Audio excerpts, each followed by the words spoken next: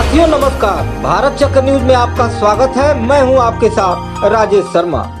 संयुक्त अरब अमीरात यूएई के राष्ट्रपति शेख मोहम्मद बिन जायद की हालिया छोटी भारत यात्रा को प्रधानमंत्री नरेंद्र मोदी द्वारा दिया गया असाधारण महत्व केवल औपचारिक कूटनीति नहीं बल्कि बदलते पश्चिम एशिया और इस्लामिक दुनिया के शक्ति संतुलन से जुड़ा एक स्पष्ट रणनीतिक संकेत माना जा रहा है।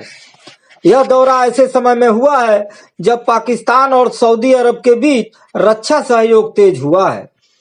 तुर्की भी इसी धुरी से जुड़ने की इच्छा जता रहा है और तथाकथित मुस्लिम नाटो को लेकर चर्चाएं फिर से जोर पकड़ रही हैं। सरकारी सूत्रों के मुताबिक एमबीजेड की यात्रा की अवधि भले ही कम रही हो, लेकिन इसका राजनीतिक और रणनीतिक संदेश बेहद व्यापक है। भारत अब यूएई को सिर्फ ऊर्जा आपूर्तिकर्ता या प्रवासी भारतीयों की मंजिल के रूप में नहीं बल्कि पश्चिम एशिया की राजनीति में एक निर्णायक शक्ति के तौर पर देख रहा है। लेकिन कुछ और भी वजह हैं। हाल के महीनों में पाकिस्तान और सऊदी अरब के बीच संयुक्त सैन्य अभ्यास, रक्षा प्रशिक्षण और सुरक्षा सहयोग को नई गति मिली है। कूटनीतिक हलकों में इसे पाकिस्तान द्वारा एक बार फिर इस्लामिक एकजुटता के सहारे रणनीतिक समर्थन जुटाने की कोशिश के रूप में देखा जा रहा है। भारत के लिए यह संकेत संवेदनशील है, खासकर तब जब कश्मीर जैसे मुद्दे पर पाकिस्तान इस्लामिक मंचों का सहारा लेता रहा है। हाल ही में सऊदी अरब और यूएई के बीच संबंध बिगड़े थे। भारत ने इस मौके का फायदा उठाने में देर नहीं लगाई। एमबीजेड की भारत यात्रा को उसी से जोड़ा जा रहा है।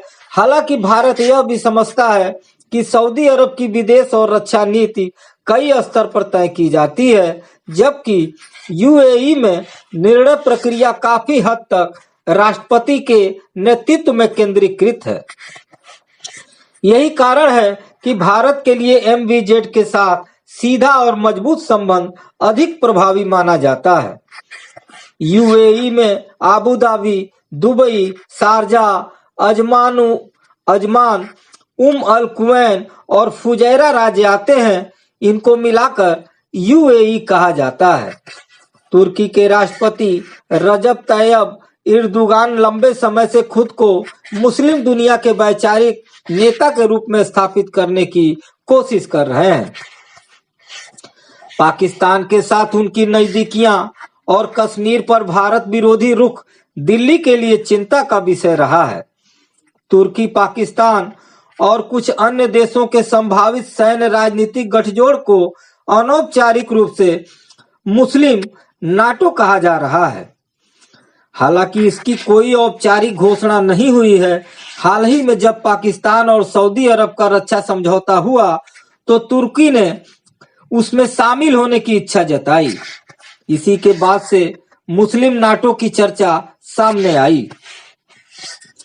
हालांकि मुस्लिम नाटो को लेकर भारतीय रणनीतिक विश्लेषकों का मानना है कि यह गठजोड़ अधिकतर वैचारिक और राजनीतिक बयानबाजी तक सीमित है। इसमें वास्तविक सैन्य एकरूपता का अभाव है। पाकिस्तान ही इसका ज्यादा प्रचार कर रहा है, जबकि सऊदी अरब से इस बारे में अभी कुछ नहीं कहा गया है। ऐसे माहौल में यूएई भारत के लिए एक महत्वपूर्ण संतुलनकारी शक्ति साबित हो सकता है। एमबीजेड के नेतृत्व में यूएई के राजनीतिक इस्लाम और कट्टरपंथ से दूरी बनाई है।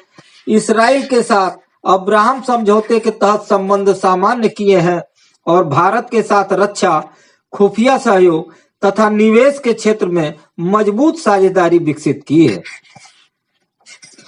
कूटनीतिक सूत्रों का कहना है कि प्रधानमंत्री मोदी द्वारा एमबीजेड को दिया गया विशेष महत्व यह संदेश देता है कि भारत के पास इस्लामिक दुनिया में भी मजबूत, व्यवहारिक और प्रभावशाली साझेदार है और पाकिस्तान किसी भी तरह से मुस्लिम देशों की सामूहिक आवाज नहीं है।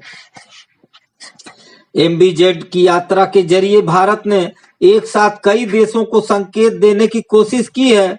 पाकिस्तान को भारत ने इस्लामिक कूटनीति के उसके प्रयासों को झटका दे दिया है।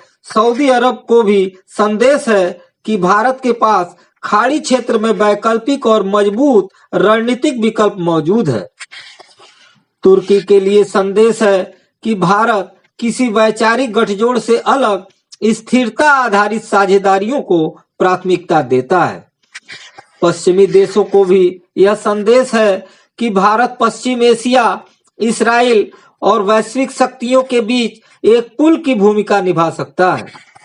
विशेषज्ञों के अनुसार MBZ की छोटी लेकिन प्रभावशाली यात्रा यह साफ करती है कि बदलते वैश्विक परिदृश्य में भारत केवल प्रतिक्रियात्मक कूटनीति नहीं बल्कि सक्रिय और संतुलनकारी रणनीति अपना रहा है।